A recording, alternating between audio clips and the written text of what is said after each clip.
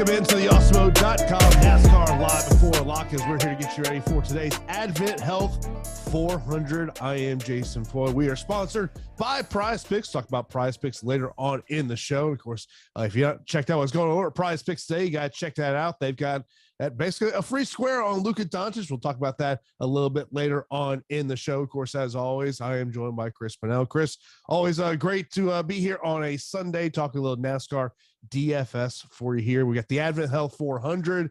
I guess we probably should start off the fact of rain is in the forecast. That radar does not look good, so we'll see whether or not this race is actually going to start on time. Yeah, what's up, Jason? Looking forward to this weekend's race. It's not going to be a really exciting track here. It's kind of a cookie cutter mile and a half, but I think for DFS purposes, maybe not for entertainment purposes, but for DFS, it should be a little bit easier to project. And we have a very interesting slate today. We have a lot of mega chalk in the back. We have some really good drivers up front. Should make for an interesting conundrum as we break this down. And yes, we unfortunately do have some rain in the forecast, but fortunate enough for us, Kansas does have some lights. And I don't think it's going to be a huge issue this evening. So I think we should be good to go to get this race in. Yeah, when I was just kind of putting together my spreadsheet for this one and looking at the starting positions, that really did stick out to me. The fact of obviously there's going to be some drivers that we're going to be talking about in terms of PD potential here. Joey Logano, Chris Buescher, Ricky Stenhouse Jr. I already seen the comment over in the chat about Ricky Stenhouse Jr. with this today. We'll get into all that. Of course, be sure to subscribe also right here on YouTube. Hit that thumbs up button. We really do appreciate that. It helps us out a ton. Of course, if you got any questions about today's race, line those up in chat. We will get to those as we do go on. But talking about this racetrack and dominators, obviously it's a two dominator build here today, Chris. But is there a path to only potentially one dominator?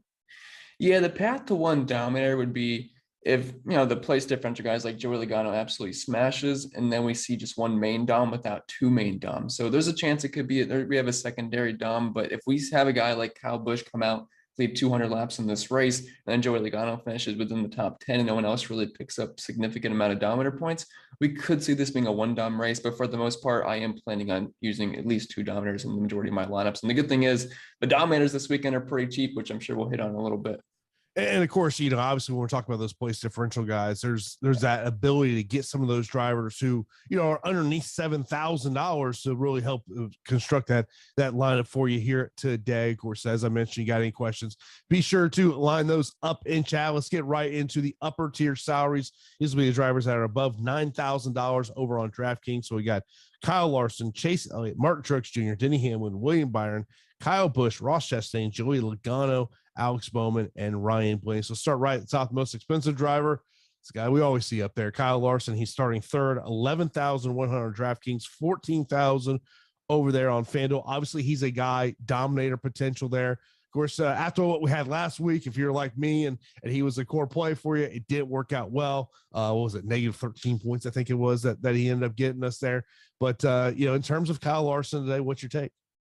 Yeah, if you rostered him last weekend, I just want to tell you, he did have a very fast car, arguably the best car in the field, ended up spinning out, then his engine just quit on him. It was a very bad day if you ended up rostering Kyle Larson.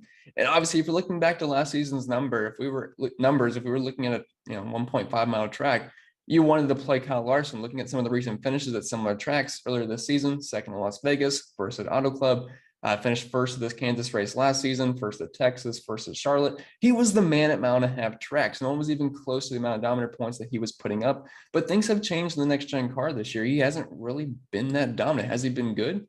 Yes, but for his price point, he hasn't really been good enough. He does have 3 top 5s and has a win, but we're talking only 15.1 laps slip per race and 12.9 fast laps with an average finish of 14.7 and 31 DraftKings points per race, which is kind of off of his near 100 DraftKings points per race last season. Practice was okay for Kyle Larson, but Hendrick really didn't show me much to really get on board in practice, especially at this lofty price point of $11,100 and $14,000 over on FanDuel. I have some exposure to him, but I am planning on being underweight just because I can get, I think, similar to more upside with drivers that are cheaper than him this weekend. Then you got Chase Elliott. He is starting 14, 10,900 DraftKings, 12,500 over there on FanDuel. Similar ownership that we're seeing with Kyle Larson with Chase Elliott. Yeah, he's another driver I'm going to plan on being underweight on. I'm kind of liking these balanced builds on this slate where I'm kind of just stuck in that mid-range, not completely mid-range, but to the 9K drivers that have dominant potential. Same with the 8K, because I don't really like any of the cheap plays this weekend. Once we get below that 6K range, it gets really ugly. And a lot of my lineups are kind of, anchored by Ricky Stenhouse and Chris Buescher. So it's leading to more of a balanced approach. And Chase Elliott's kind of at a lofty price point for a guy that I don't really think is going to end up dominating. He's starting 14th. He's got a great history at Kansas. He's got great numbers so far this season. He's definitely had a fast car, but for looking at what he did in practice, 15th in the 5 lap, 8th in the 10 lap, it wasn't overly impressive. Can he run well? Yes. But at nearly $11,000, if I don't think he's going to get up front, he's just going to have to be a guy I get underweight on. Next up, we got Martin Truex Jr. He is starting ninth, 10,400 on DraftKings, 12,000 over there on FanDuel. Of course, starting in the top 10. Yeah, I like him more than any other driver we've talked about so far. I think he's definitely got some dominator potential. Ever since this week started, heading into it, I've been planning on being pretty heavy on the JGR drivers. And as of right now, I am pretty much overexposed to all of them at this moment. Truex has been the guy I've gotten to the least of just because of the price points, not as easy to fit him in. In practice, wasn't over the moon for him. I mean, 16th in the 5 lap, 5th in the 10 lap, but the JGR cars were very fast in Las Vegas. I think we see that carry over. Truex honestly could have won that race. Starting in 9th, he's someone I definitely want exposure to as a potential dominator. Then we got the driver starting in 18th, Denny Hamlin. Of course, already seen Kevin over there in the chat saying almost got first, but Hamlin fell down to 23rd the last 5 laps last week. He's 10,200 DraftKings, 13,000 over there on FanDuel, but of course, starting 18th. This is where we start getting into the place differential talk. Yeah, that's been a common theme for Denny Hamlin this year. He's had a very fast car, and he's arguably had the best car in like 4 or 5 races so far this season, but he has one top 10 to show for it. And even then, that top 10 was kind of lucky after we had pit sequence and a caution flag. So it's been a very unlucky season for Denny Hamlin, but at some point that's going to turn around. I'd rather be ahead of the curve than behind the curve when that happens. In Las Vegas, he had a very fast car. He had a very fast car at Dover, had a fast car at Darlington. At some point, the fast car is just going to stay clean. He's going to finish well, starting in 18th. I do want to say, I believe in his interview after practice or qualifying yesterday, he did mention he's going to have to drop to the rear. That's not going to concern me too much. I wasn't playing him to dominate this race early on anyway, starting in 18th. And I'm kind of hoping that just keeps people away from him a little bit. But part of that JGR crew that I like a lot, I mentioned him as my #1 play in the Awesemo top 5 picks video. Is he my #1 play right now? No, but I still think he's a very good play this weekend. $10,200, you get dominator and place differential upside. And he's very good at Kansas as well. You mentioned about your leaning towards these drivers who are in the 9,000 range. Our first driver in the 9,000 range, that'd be William Byron. He's starting 13th, 9,900 DraftKings, 11,500 on FanDuel.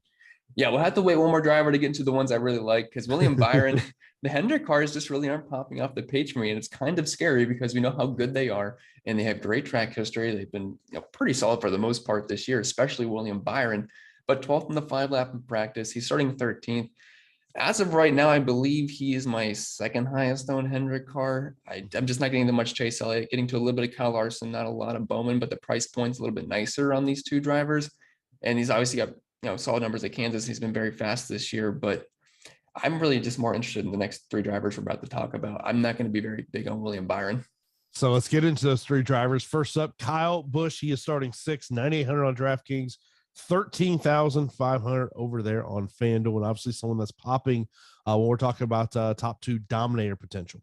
Yeah, I love Kyle Busch this weekend. He might be my overall favorite play as far as the dominators go. Love the price point on DraftKings. Pretty easy to get to, $9,900. Over on FanDuel, he's the second most expensive driver, so it's a little bit tougher. But I was noticing over on FanDuel, it's pretty easy to build lineups and leave a lot of money on the table. So I don't think it's going to be that big of an issue to get Kyle Busch in your lineups. But he's at a very fast car this year. I love the JGR cars. I think he's underpriced. I think Kyle Busch should always be in the 5-figure range. So when you get him in the 4-figure range, always seems like a bit of a discount. He's starting close to the front. I think there's a strong chance he could get the lead quite early. 5th in the 5 lap in practice, 2nd in the 10 lap.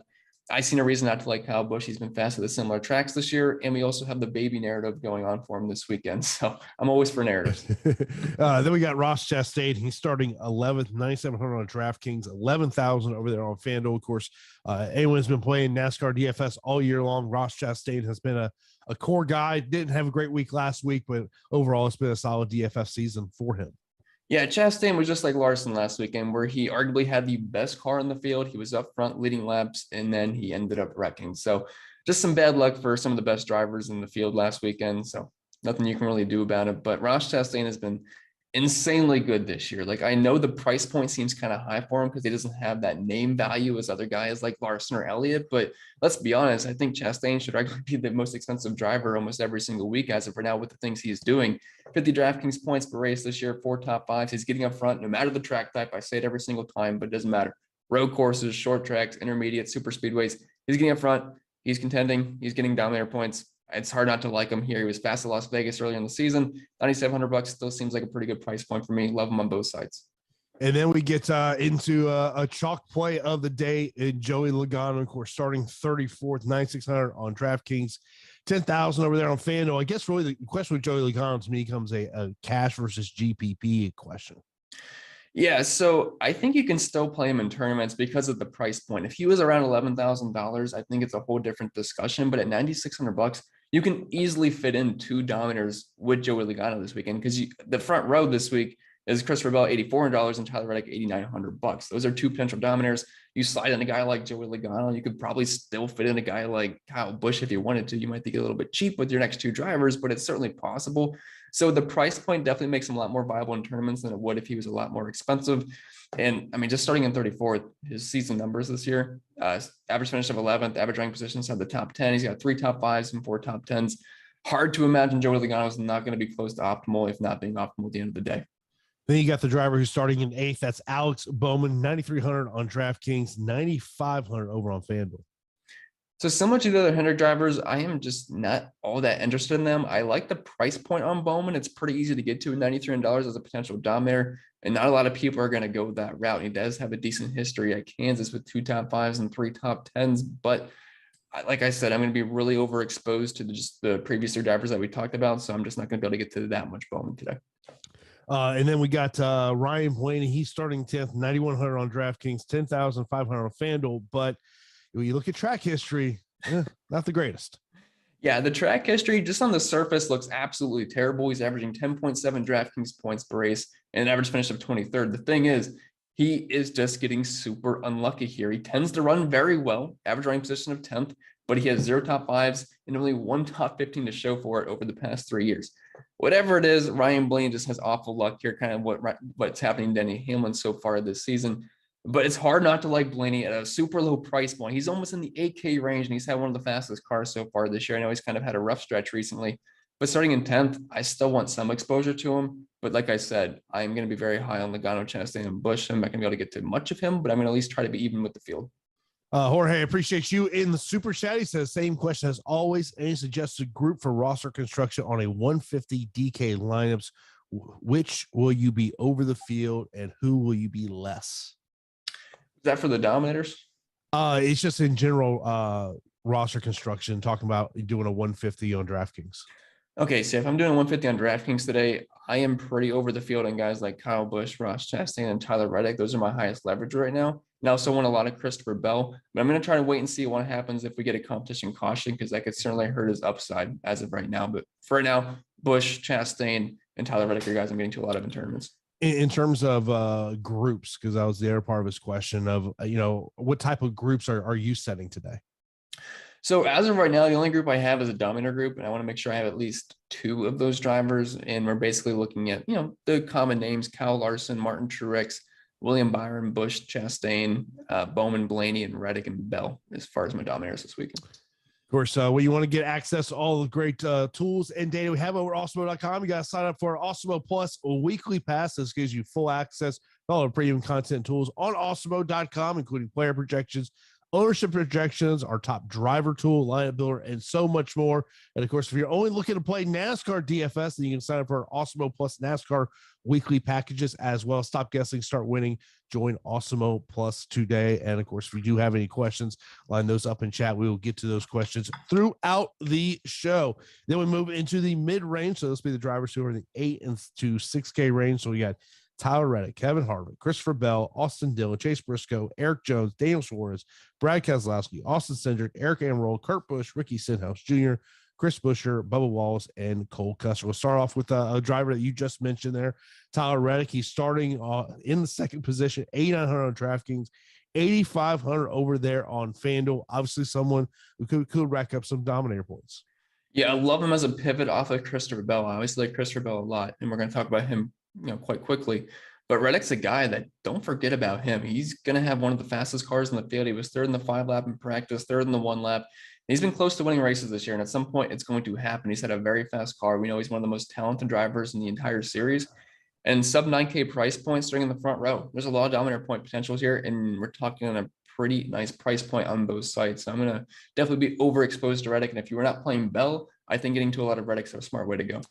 And the driver that is in between Reddick and Bell in terms of pricing, that's Kevin Harvick. He's starting 23rd, 8,700 over on DraftKings, 9,000 on FanDuel. Yeah, so I think he's a fine cash game play. I also think you can get there in tournaments, but if we are playing tournaments, I'd much rather get to the 2 with dominant potential at a price right around him. But he's a safe overall play. He's been one of the more consistent drivers in NASCAR so far this season. Looking at his 2022 numbers of the data set that I'm using of the normal tracks, excluding road courses and super speedways, we're talking 50 DraftKings points per race and an average finish of 7.7, which is the best of all drivers, also tied for the most top 10s. And if you're looking at his numbers at Kansas, I hate to use track history too much these days, but hard to argue against Kevin Harvick at Kansas. Has some very overall strong numbers here. The only concern I have is that he might have unloaded a bit slow here, being 30th in the 1 lap and obviously qualified quite poorly. But I think at the end of the day, he's contending for a top 10. And if you just happen to have or like just under $9,000 left in your lineup, you need a place differential guy, I don't think you can really go wrong with Kevin Harvick. Then mentioned about Christopher Bell. He is starting on the pole, 8,400 on DraftKings, 8,200 on FanDuel. So you got to love the price point here.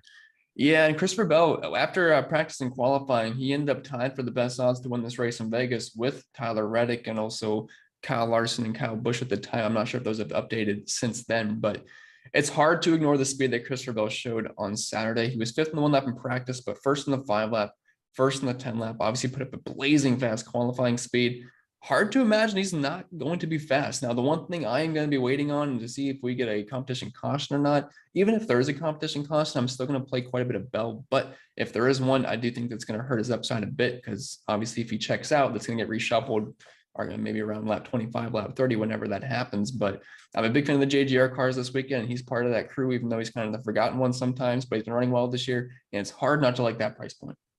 And then you got Austin Dillon. He's starting 21st and even 8,000 over on DraftKings and even 6,000 on FanDuel. Yeah, I think he's a better FanDuel play. I still like him on DraftKings. I think he's a pretty good tournament play, but only at $6,000 seems like a pretty nice price point over on FanDuel. But if we like Tyler Reddick a lot, we got to like his teammate Austin Dillon. I don't think he's just going to be insanely slow. Tyler Reddick's going to be fast. He was 6th in the 1 lap in practice, just compared to Reddick as he was 3rd in the 1 lap. He just happened to qualify completely polar opposite. But I definitely want to get some exposure to Austin Dillon.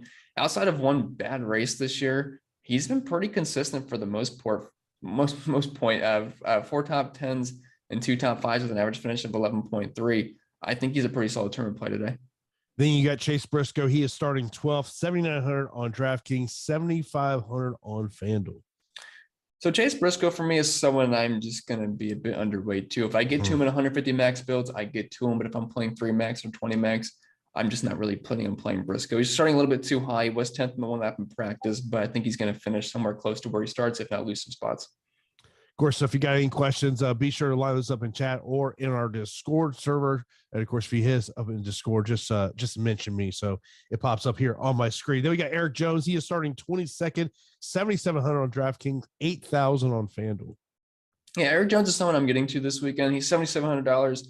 I don't mind that price point. He had some really good numbers here at Kansas back in his JGR days, a couple top 5s and 3 top 10s. Obviously, things have changed now with him being in the 43 car, but he was 10th in the 5 lap in practice, 7th in the 10 lap. So it looks like he's at least got some speed this weekend. And he finished 3rd at Auto Club earlier this year, 10th at Dover, 31st at Las Vegas, which is a pretty comparable track. But you got to keep in mind he was running pretty well during that race, then just had some mistakes at the very end, which kind of caused him to have a pretty poor day.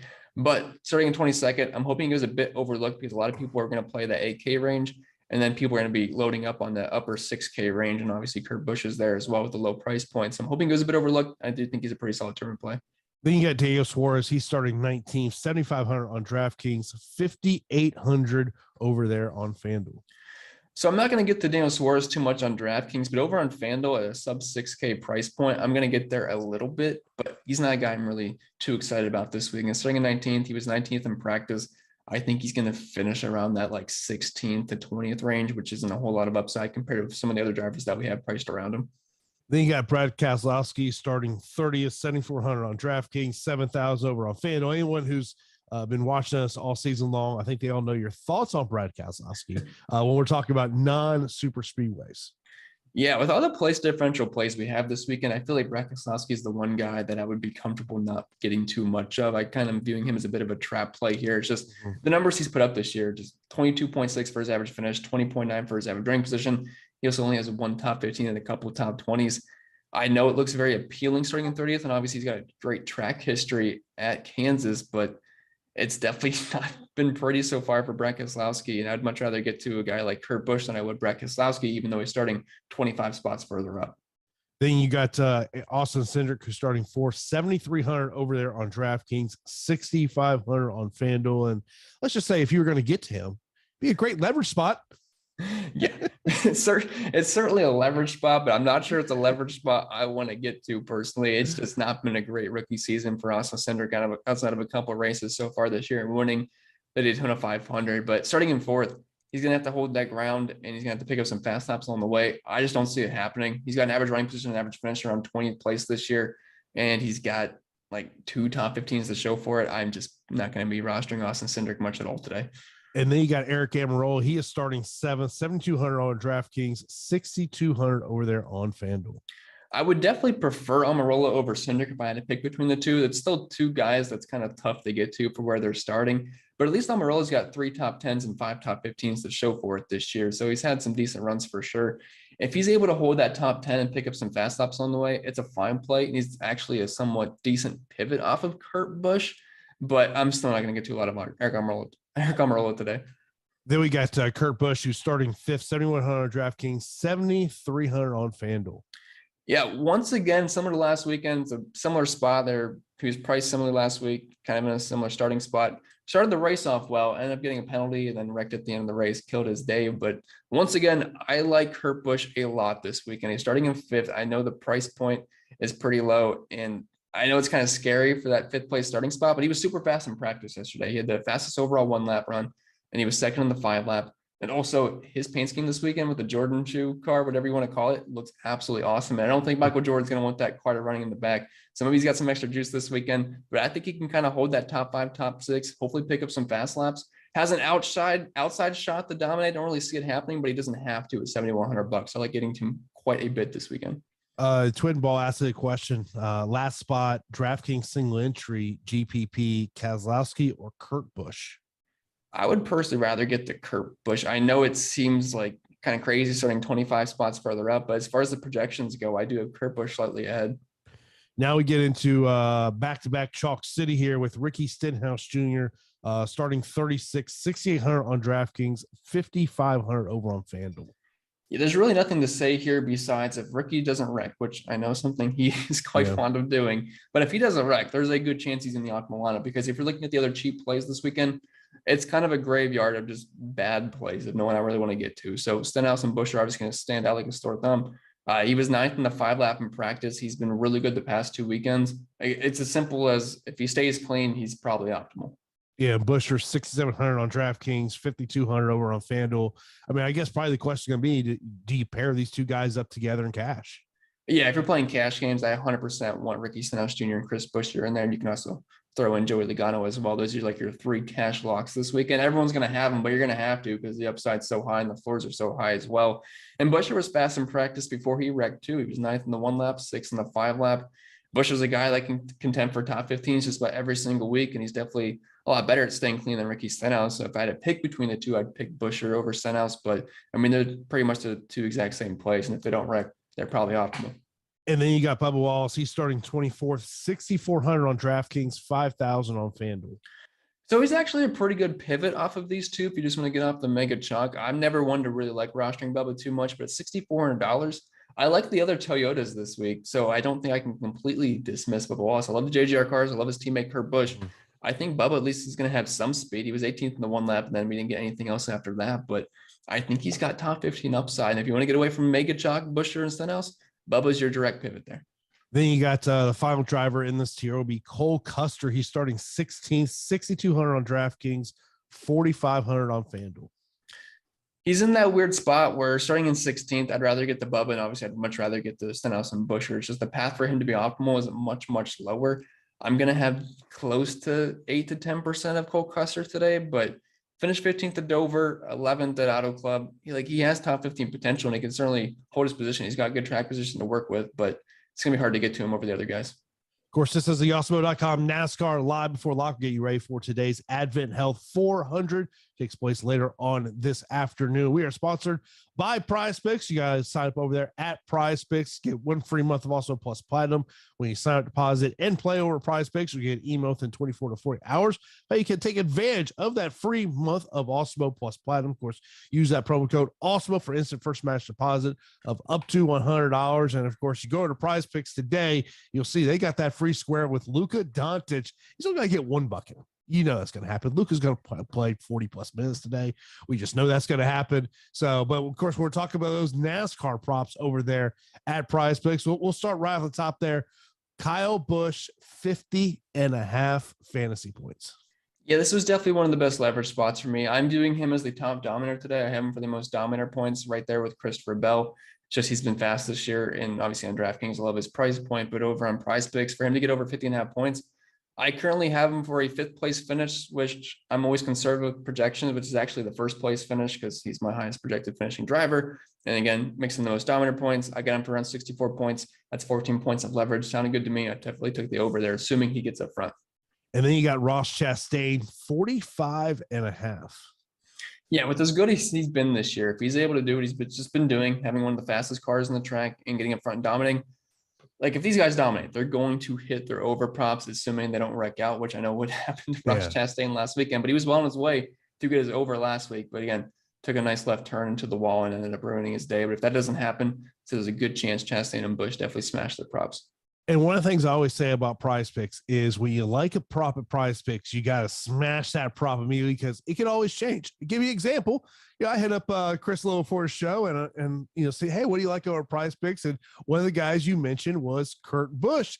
And you're like, hey, it's 29.5. I'm like, well, Chris, that 29.5 number right there anymore. It's now 31.5, but do you still like the over here? It's definitely a lot tougher. We're talking about at least about a top 8 for Kurt Busch. I like Kurt Busch a lot today, but he's one of those drivers that just seems to find some bad luck here and there. At 29.5 was more so like a top 10, top 11. So it's a little bit tougher now. If I was doing a power play, I'd probably leave him out of it. If you want to do a flex play, I think it's still worth taking a shot at 31.5, but it's definitely less appealing now.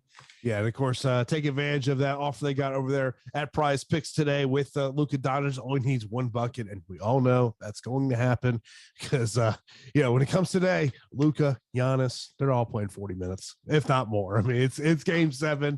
All these guys are going to be there, so got to take advantage of what we got going over there with Prizepicks. Of course, get 1 free month of also plus platinum when you sign up, deposit, and play over at Prizepicks. You get an email within 24 to 40 hours of how you can take advantage of that. Of course, be sure to use that promo code Awesemo for instant first match deposit of up to $100. Now we look into the low tier salary drivers. So we got Justin Haley, Noah Gragson, Harrison Burton, Michael McDowell, Corey LaJoie, Ty Dillon, Ty Gillian, Josh Blicky, BJ McLeod, Cody Ware, and JJ Elliott. So obviously, not a lot of ownership with the exception of 1 driver in this tier. But let's start off with Justin Haley. He's starting 15th, 5,900 on DraftKings, 5,000 on FanDuel. Yeah, I'm really not looking forward to talking about any of these drivers because they just none of them really project well. None of them really pop off the page. It's just a graveyard of bad plays. So we're going to have to find some nice things to talk about, but that might be a little bit hard to do.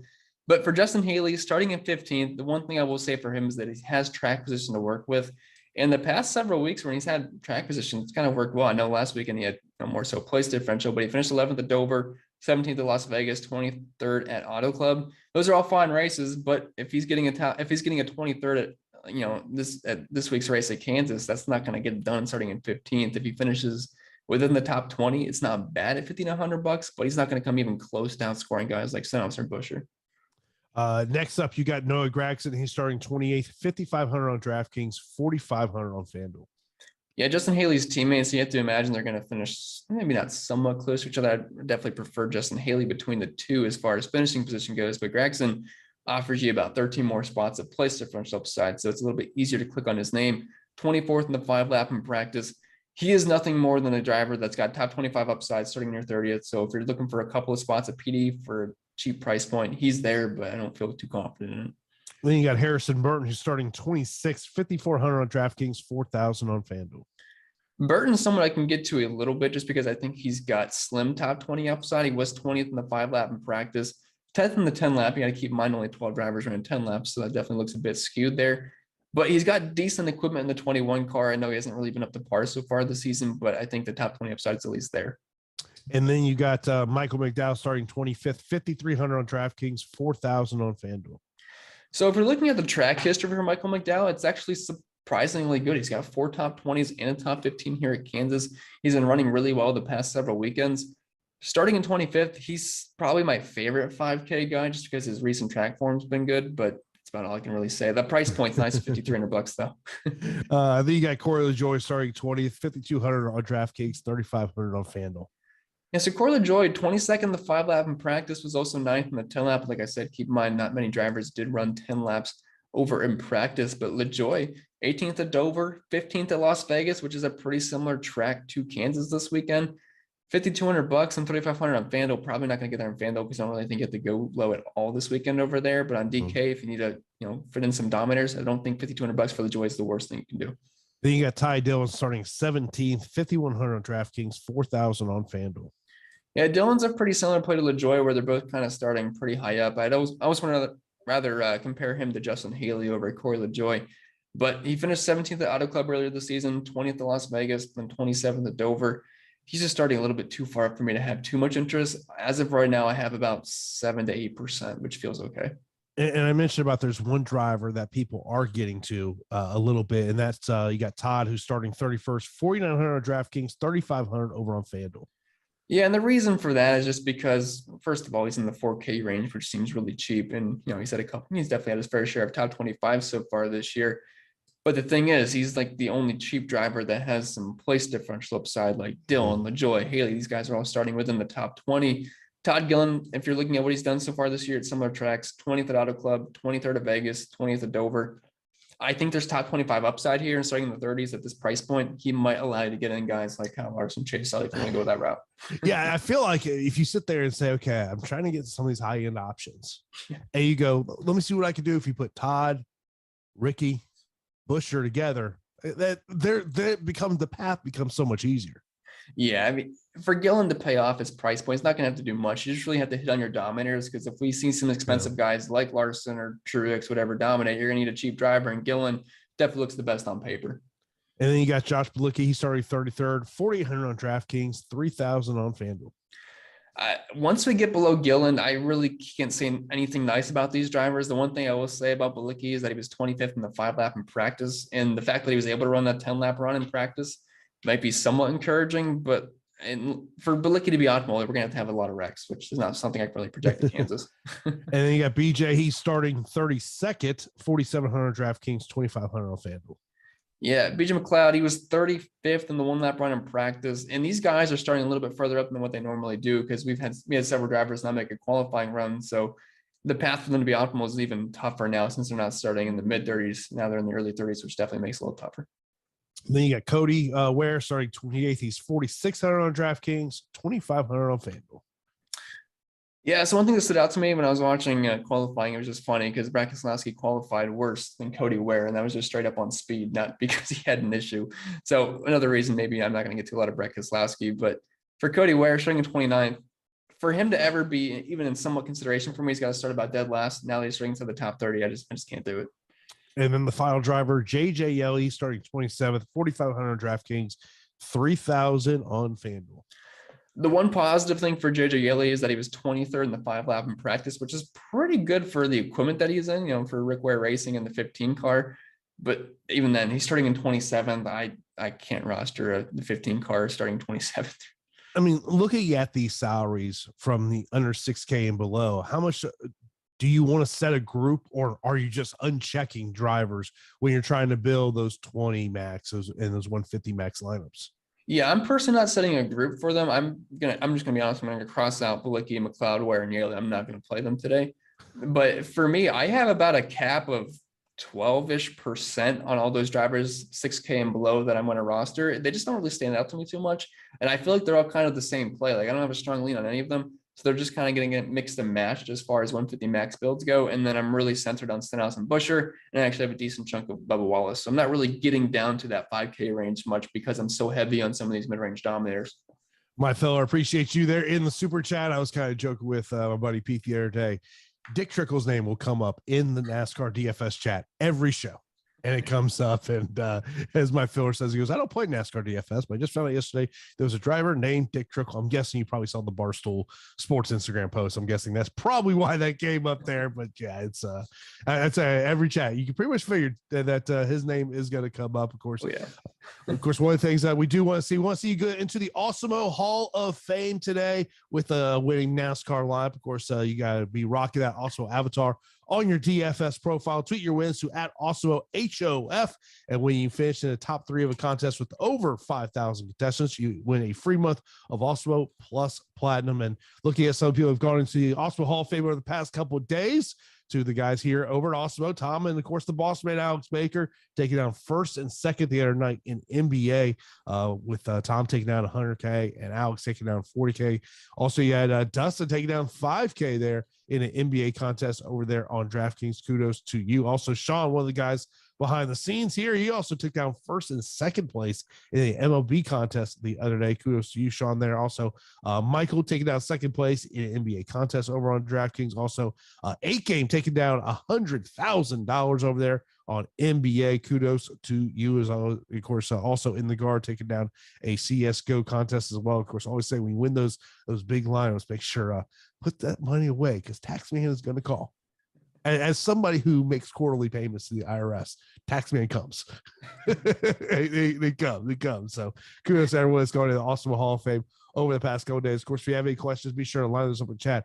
I saw this question over our Discord a little earlier, and I think it's a good question. I think a lot of people may be wondering here. Best value play in a DraftKings single entry under 7,000. Okay, let's see. Under 7,000, it's either going to be Stenhouse or Buescher. I currently have Buescher as the better value, but it's close, but he's got a couple projection points higher for me. Let's get to a question that came in a little bit earlier on in the show. Thoughts on Kurt Busch? I think 7,100 way too cheap and showed speed. Yeah, I completely agree. I'm definitely going right back to Kurt Busch. Even after he failed me last weekend, you got to have a short memory in DFS. Starting in 5th, I think he can kind of hang around 5th place all day, pick up some fast laps here and there. And his odds in Vegas are a lot better than a lot of the drivers that are priced around him. So it's just basically streaming value for me. Plus, that paint scheme is good. I want to be on the right side of that paint scheme this weekend and root for it, and besides rooting against it.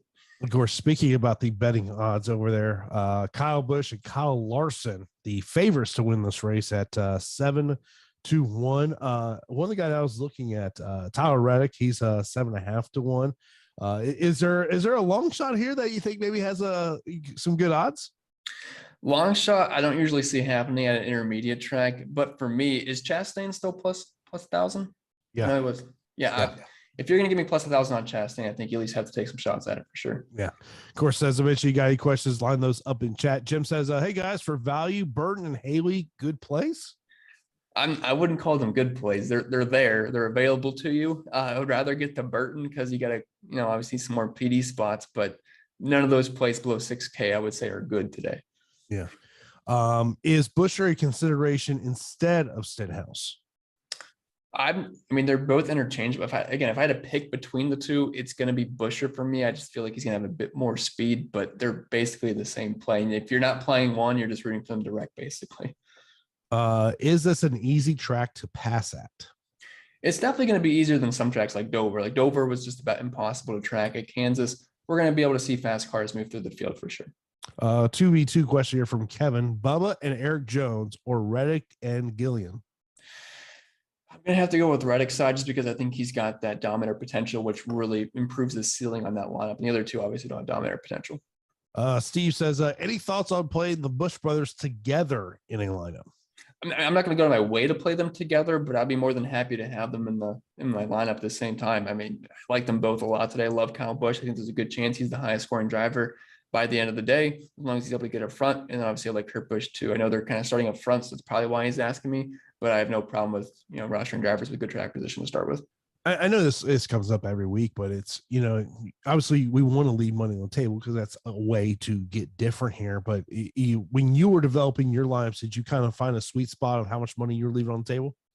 Yeah, I'm not leaving a ton of salary on the table, although this weekend I think you can certainly leave a 1,000 or two on the table, because if you follow general rules of rostering two dominators, if you want to make Reddick and Bell your two dominators this weekend, they're both in the 8K range, so you're not spending a ton of money. Then you throw in Stenhouse and Buescher, you can still just play some mid-range plays that you think project better than some of the drivers that are $11,000 or $10,000, and you end up leaving $1,000 or $2,000 on the table. I don't think it's a necessarily bad thing to do this weekend. Of course, as I mentioned, if you got any questions, be sure to line those up in chat. Thomas says, let's go Hendrick. These tracks are Larson style. The slow start to the season is just not as many mile and a half in the early schedule. Also, the mile and a half tracks, which I know Kansas is different from like Atlanta, Texas, but these are kind of and where the best cars win. I mean, look, Kyle Larson has not been a great DFS year. And, and look, doesn't matter what DFS sport. We always remember the last time we rostered that person. How they do. Yeah, that's certainly the case. The thing is, though, I mean, last year doesn't really matter anymore. It's a completely different car. It's a different aero package. Like, yeah, it's nice that he was good last year, but it's completely different setup. It'd be like if, a different sport changed the rules, how they play or use a different ball. It just wouldn't be the same. And that's going to be the case, obviously the case this year. I know he did well at Las Vegas. He finished second place and he won an Auto Club, which are some similar tracks, but he kind of got lucky with those. He was not even close to being the best car in both those races. There was some attrition. Some of the better cars got out. So Kyle Larson was just kind of there at the end. I think Kyle Larson has the potential to dominate. I played him in several races this year. I know it hasn't quite worked out too often. I'm not saying to completely fade him, but if we're going to, use last year's numbers, it's just not something I think we can really do with any confidence anymore, especially with the next gen car. So I just ran a crunch to see what would pop up there. No shocker that all the guys with major PD potential all were the ones that were coming up the most, which, I mean, I think that becomes a question of if we're talking, whether we're talking a 3 max, 20 max, or 150 max, of at what point becomes I'm getting too much of those PD guys. So as of right now, I've got about half my lineups with Buescher and just under half my lineups with Ricky Stenhouse. And honestly, I feel like at the end of the day, I'm going to be upset that I don't have more, which I might bump them up. But because as of right now, it's basically me saying I'm betting there's like a 50% chance that Buescher is not optimal. And it almost seems like I'm saying it's like a 50% chance he wrecks out, which I don't think is really true. So I should probably bump that up to closer to 60, maybe 70. I hate being so keyed in on one driver, especially with this next gen cars, with how kind of sporadic it's been with tires blowing out and wrecks. But I'm probably end up bumping that up. I think having close around half your lineups though with some of those major PD guys is the best way to go today. Yeah, and I also think it's, if we were talking, I mean, obviously cash, it's just tough to avoid those guys. But the combination becomes of, look, we joke about Stenhouse and what it is there. I mean, but the reality is his last 2 races, he's been spot on for us.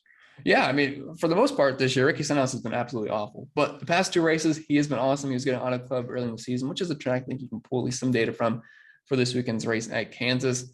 I mean, for Stenhouse, though, you don't really need a top 15 for him to pay off. If he gets you a top 20, we're talking about close to getting 20 spots in this race, which I think you definitely can get a top 20 as long as he stays clean, which I know isn't the easiest thing for Ricky Stenhouse to do. And especially when you factor in a sub 7K price point, it's just really hard to get away from starting dead last. Next up, Tom says, he goes, is this a wall riding track? It's multi-group. You can make it work both ways. You've seen drivers in practice using the middle, which we saw Christopher Bell excel in that. You can get up top, which is something I assume Tyler Reddick is going to do during this race. So, I mean, you can make different lanes work for sure. Yeah. 2v2 question here from Rob Chastain and Kurt Busch, or Bell and Harvick in cash. If it's cash, I'm going to have to go the Bell and Harvick route, because if you're not playing Bell and cash, if he leads a good chunk of the first stage, you're going to be decked pretty early. Yeah, and of course, we got to kind of pay attention to of when potentially the competition caution could come. We are expecting that that's going to happen right now. That is TBD on with what lap it will happen at. Next up is Michael McDowell, a cheap upside. Yeah, if of all the 5K drivers, he is currently my highest in my exposures as of right now. It's not like I'm really excited about playing Michael McDowell, but he does have 4 top 20s at Kansas over the past several years. He's been running pretty well recently. I think we have at least some top 20 upside at $5,300. And of course, if you do have any other questions, be sure to line those up. Of course, be sure to smash that thumbs up button. We always do appreciate that. Helps us out a ton, of course. Coming up after us will be MLB Live Before Lock. And of course, later on today, right, 2:30 p.m. each time, we got NBA Live Before Lock to get you ready for today's Game 7s that we have here in the NBA. Of course, mentioned about what Prizepicks going on over there at Luka. Just hit that. He's going to get a bucket. We all know that. He's just, as before the show, I was just kind of trying to figure out how can I smash some of these high price NBA guys into my lineups. Of course, if there's any other, in terms of like cheap plays, do you really want to get below Stenhouse and Busher? So as far as my exposures go, like I said, I have about half my lineups, and I might even bump that up more with Stenhouse and Busher. After that, I have close to 20% Bubba Wallace, but man, after that, it's a bit of a graveyard. I probably don't have more than 12% of anybody below Bubba Wallace as far as my exposures. So it's just really kind of just thinning it out. And I think all these guys are around 5 to 10% optimal, and I'm just going to do that 150 max. And Gridiron says, I love Truex. 2 thoughts. Yeah, Truex is definitely a good play. The problem for me is that he's the most expensive JGR car, so I'm not getting to him as much as the others, but that doesn't mean I don't have a good chunk of Truex. I have at least around 20% as of right now. I wish it was a little bit more. Super fast at Vegas early in the season. I definitely think he's got a good shot to get up front and dominate. We keep talking about the dominator builds here today, talking about, 1 to 2 dominators. Are you going to try potentially get 3 dominators in the lineup? It's a lot easier to do so with how qualifying shaked out than what I thought it would be early in the week, because I was thinking of guys like Busch, Chastain, and at that point you're getting close to $20,000 used. But now that we have guys like Reddick and Christian Bell in the front row, they're both in the 8K range, it's pretty easy to use both those guys and slide in a Kyle Busch or Ross Chastain in addition to them. So yes, 3 dom builds are certainly viable. It's just, typically you view them as a 2 dom race, but with the way pricing is in qualifying, it could change that a little bit. Kozlowski, low owned sneaky play.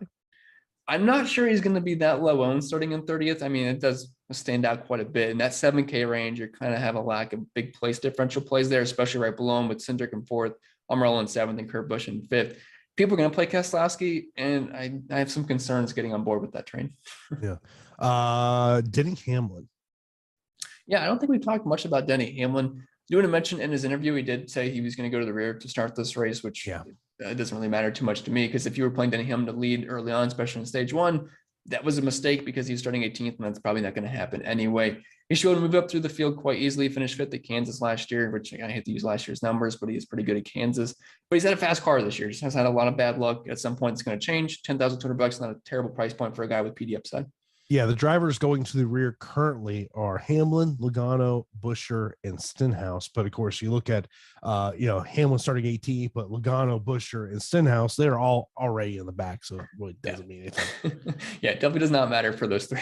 But you have talked about that too throughout this year of just not over analyzing, even if someone's starting at the top of the field, if they're going to the back, because and depending on when the competition caution is too, plays into this factor of just not over analyzing if someone's going to the rear. Yeah, the only time I ever get really concerned with someone going to the rear is if they're like starting on the front row or the top 4, because it really nukes their early dom potential. But if we're talking about a driver starting like 8th on back, you weren't really expecting them to lead right away anyway. So by the time, stage 2 rolls around, they're probably in a similar spot. And then by stage 3, they're right there contending with it if they still have a fast car. So not too concerned.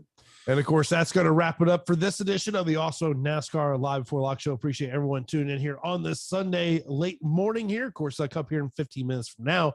Will be MLB Live Before Lock, because those guys will get you ready for today's MLB slate. And then following them at 2:30 will be NBA Live Before Lock to get you ready for today's NBA action. Of course, be sure to check out our sponsor, Prizepicks, everything that they got going on over there. And that's going to do it for us. We will talk to you next Sunday on NASCAR Live Before Lock. Have a good day, everybody.